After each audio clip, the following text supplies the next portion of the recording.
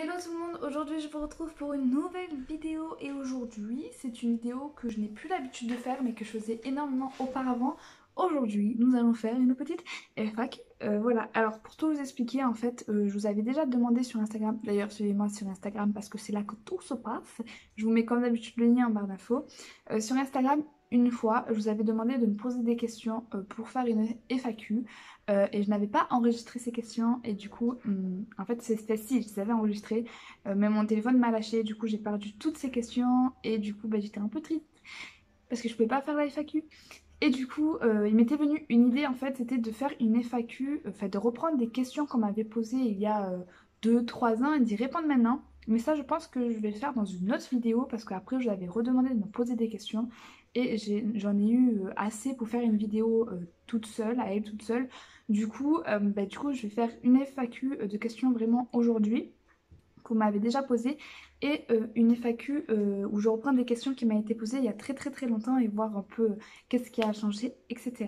Du coup, on va commencer maintenant et d'abord, je voulais vous dire un grand merci à tous ceux qui ont pris la peine de m'envoyer des questions parce qu'au moins ça alimente la chaîne et on fait du partage entre nous et c'est vraiment très adorable.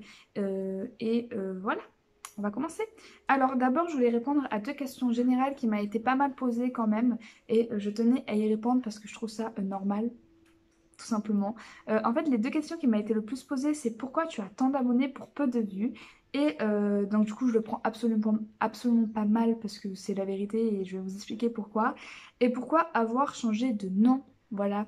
Parce qu'en fait, je pense que ceux qui m'ont posé pourquoi tant d'abonnés c'est dur à dire. Pourquoi tant d'abonnés pour peu de vues? C'est les gens qui viennent juste de me suivre. Et l'ancienne question, c'est les gens vraiment qui me suivaient. Wouh, wouh, wouh, il y a belle lurette. Donc je vais répondre d'abord à la première. Alors comme ça permettra de répondre à la deuxième. Pourquoi tant d'abonnés pour peu de vues? Alors en fait, il faut savoir qu'avant, ça fait plus de 5 ans, voire 4-5 ans que je suis sur YouTube. Et avant d'être sur YouTube, j'avais créé une page Facebook, c'est un peu ça qui m'a lancée.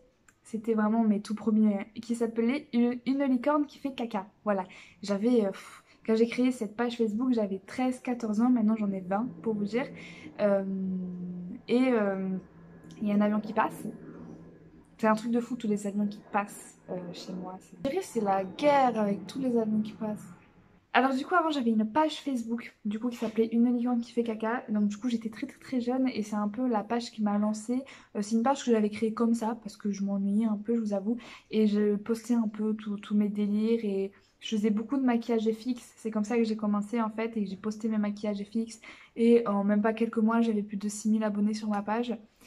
Du coup, c'est un peu ça qui m'a lancée. Du coup, après, je me suis dit, vas-y, crée une chaîne YouTube parce que ce que t'aimes le plus, c'est partager. Et partager avec des photos, c'est bien, mais je voulais un peu plus. Du coup, je me suis créé ma chaîne YouTube. Alors, si ça vous fait plaisir, allez voir toutes mes premières vidéos, c'est n'importe quoi. Vraiment, je ne comprends pas pourquoi les gens regardaient. Honnêtement, c'est vraiment n'importe quoi. Et d'ailleurs, j'ai beaucoup plus de vues sur ces vidéos-là que sur celles de maintenant qui sont beaucoup plus construites et qui ont beaucoup plus d'intérêt. Du coup, je ne comprends pas trop. Mais autant les gens me regardaient juste pour se foutre de ma gueule. Concrètement, c'est fort possible. Et voilà, c'est un peu ça qui m'a lancée. Et ensuite, ma chaîne YouTube, alors j'ai pas énormément d'abonnés, mais je suis très vite arrivée à 3 000 abonnés. Et en fait, ces 3 000 abonnés étaient très actifs et très très présents. C'était pas 3 000 abonnés fantômes, un peu comme aujourd'hui, mais c'est des gens, en fait, sur 5 ans d'aventure qui m'ont vraiment suivi. Enfin, moins du coup, parce que j'ai arrêté pendant presque 2 ans, mais qui m'ont suivi pendant au moins 2-3 ans. Vraiment, tous les jours, j'avais des centaines et des centaines de messages. Et en fait, mon contenu d'avant correspondait beaucoup plus à la population de maintenant, on va dire. C'est-à-dire qu'avant, je créais beaucoup de contenu sur le maquillage, sur les colorations de cheveux, sur les maquillages fixes et un peu tout ce que j'aimais, mais c'était moins que maintenant. Des fois, je parlais un peu de livres, je parlais un peu de séries et un peu d'autres trucs. Mais c'était assez rare, je me concentrais beaucoup plus sur la beauté, la mode, la coloration de cheveux et les maquillages fixes. Et ça me prenait énormément de temps, énormément pour... En fait, surtout les maquillages FX, j'adorais faire ça. C'est vraiment une de mes plus grandes passions que je ne pratique plus maintenant. Et ça me saoule, mais parce que j'ai vraiment plus le temps. Un maquillage fixe, ça me prenait toute la journée à faire et à filmer, c'était vraiment très très très compliqué, mais c'est ce que les gens aimaient pratiquement le plus. Ensuite, j'avais beaucoup moins de temps. Du coup, je me suis un peu plus concentrée sur des vidéos où j'allais parler de faits de société et de développement personnel et en fait, j'allais prendre un sujet et j'allais vous en parler pendant 1 heure en vidéo. Je me suis un peu concentrée sur ça. Puis après, j'ai dû arrêter ma chaîne YouTube parce que je n'avais clairement plus le temps, plus l'envie. Mes vues baissaient de plus en plus parce que ce que je faisais ne correspondait plus aux gens qui me suivaient et ne correspondait pas forcément à ce que les gens veulent voir sur YouTube. Et du coup, ça m'a un peu démotivée. Et j'ai perdu ma communauté et j'ai arrêté de faire des vidéos pendant 1 an et demi, 2 ans.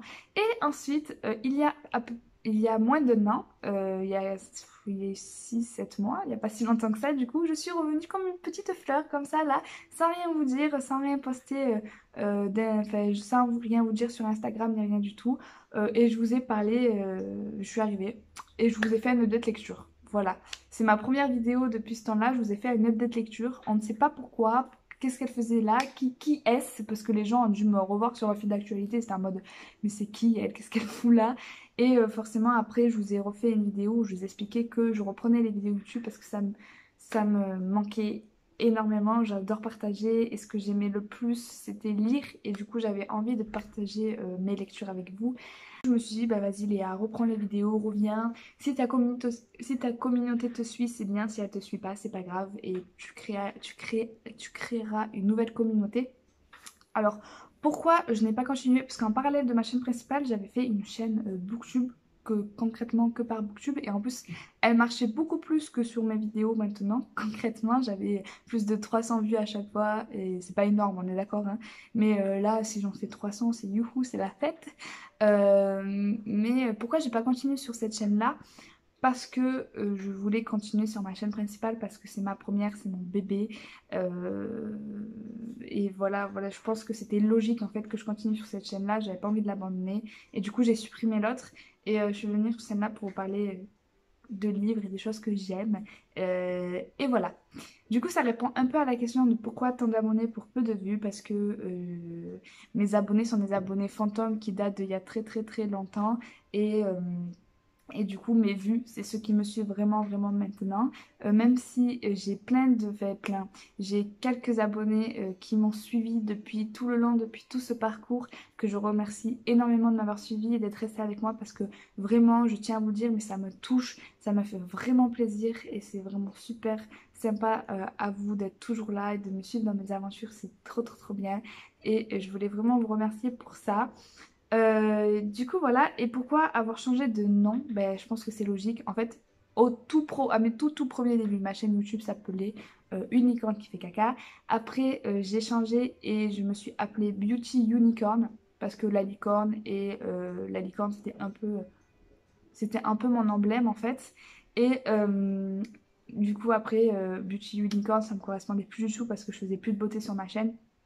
Du coup, Frozen Book, complètement la licorne ne me correspondait. Enfin, si, ça me correspond toujours un peu, mais je voulais en fait laisser ce côté enfantin et ce côté vraiment ado de moi en fait, parce que j'ai grandi et voilà.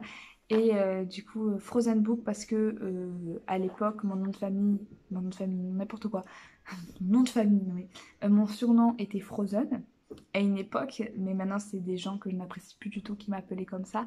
Mais ça faisait un peu partie de moi, c'était un peu mon identité. Donc Frozen et Book, parce que je vais vous parler de livres. Donc Frozen Book, je trouvais que ça allait très bien ensemble et que c'était très joli, que ça me correspondait plus maintenant. Et du coup voilà, Frozen Book est apparu à vous. Voilà. Du coup, maintenant, je vais passer aux questions plus, pas personnelles, mais aux questions plus individuelles qu'on m'a moins posées. Il y avait des questions qui se ressemblaient assez, du coup j'en ai pris qu'une qui ressemblait à d'autres. Voilà, sinon ça servait à rien de répondre à chaque fois à la même question.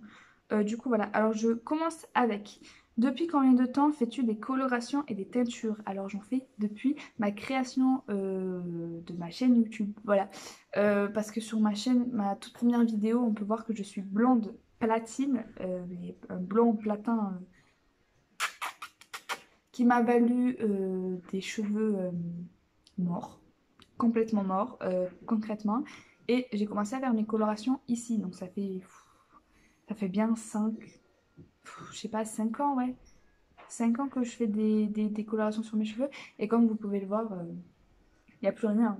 J'ai tout enlevé, tout à repousser. Et je ne sais pas si je vais continuer. Je sais qu'un jour ça va me manquer. Je le sais, j'en suis consciente. Mais pour l'instant, j'aime bien me retrouver au naturel, ma chérie.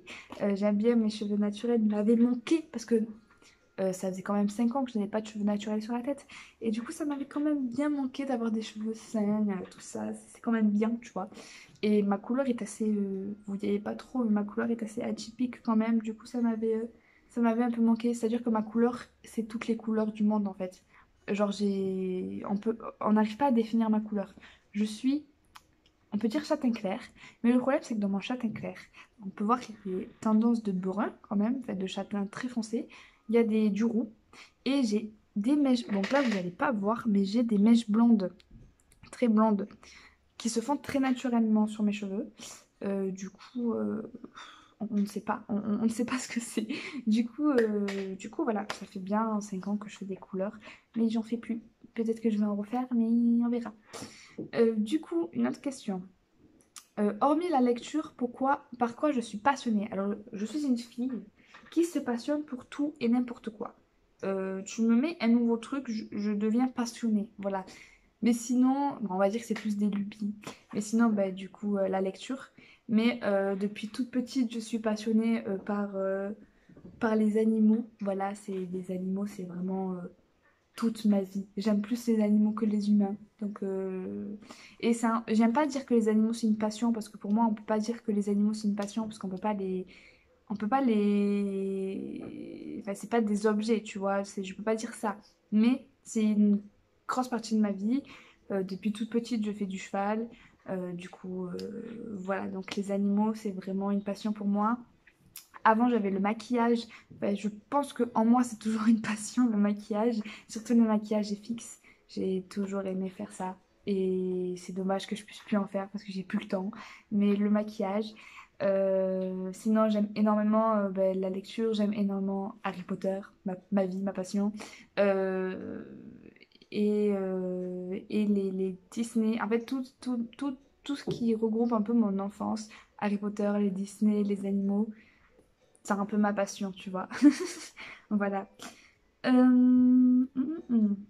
Si tu devais conseiller qu'un seul livre, c'est très compliqué. Forcément, je vais vous dire Harry Potter parce que is the life.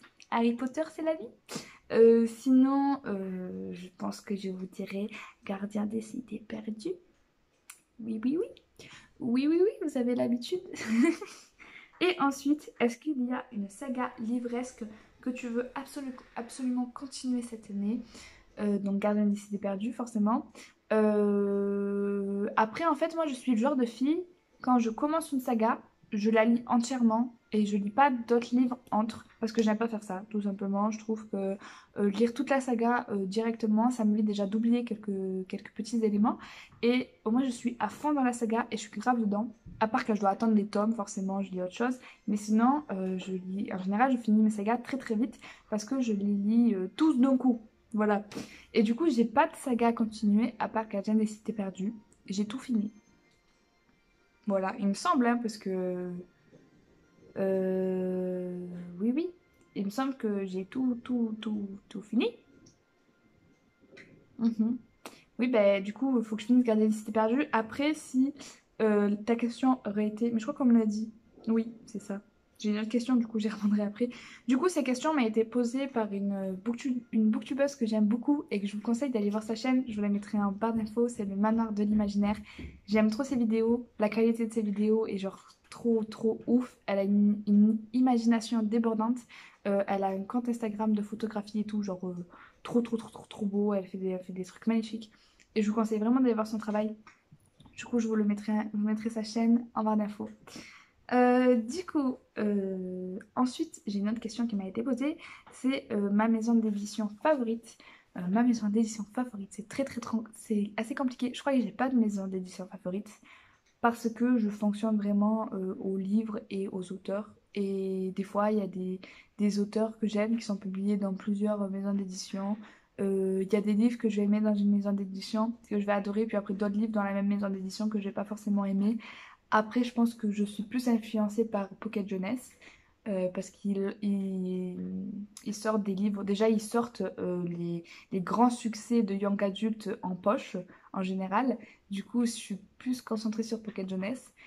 Parce qu'ils sortent énormément de livres fantastiques, fantaisistes, et c'est ce que j'aime le plus. Sinon, j'aime beaucoup les éditions Rouergue. J'aime aussi les éditions Zone, j'en ai souvent parlé, c'est une maison d'édition qui sort des essais d'actualité. J'aime la maison d'édition DC Comics, forcément. Et j'aime L'Aile humaine aussi, qui sort des très bons livres. Et pour l'instant, j'ai rien d'autre qui me vient en tête, mais voilà. C'est des maisons d'édition assez connues pour la plupart. Voilà. Et ensuite, j'avais une autre question qui était quelle saga veux-tu à tout prix commencer cette année? Alors, il y en a deux. Il y a je veux commencer Eragon parce que j'ai tous les tomes dans ma pile à lire, parce que mon copain me les a tous offerts il y a un an. Et il attend encore que je les lise. Parce que je sais pas pourquoi il veut absolument que je lise Eragon. Le problème, c'est que j'ai tous les tomes et qu'Eragon, c'est des tomes qui sont très gros. Et j'ai pas forcément le temps de lire des livres très gros en ce moment. Du coup, je me suis dit que j'allais les commencer pendant mes grandes vacances. Pendant mes grandes vacances, je vais me lire Eragon. Il faut que je finisse la saga Eragon pendant mes grandes vacances. Ça, c'est mon objectif de l'année 2020. Et ensuite, j'aimerais énormément commencer la saga Les Chroniques Lunaires, parce que j'ai les deux tomes dans ma palle, et que c'est une saga qui me donne envie depuis tellement longtemps. J'en entends, depuis que je suis sur YouTube, j'en entends parler. Les Chroniques Lunaires, ça me donne extrêmement envie. Du coup, il faut que je commence les Chroniques Lunaires. Oui, voilà. Et du coup, c'est la fin de cette vidéo. Voilà, j'espère qu'elle vous aura plu.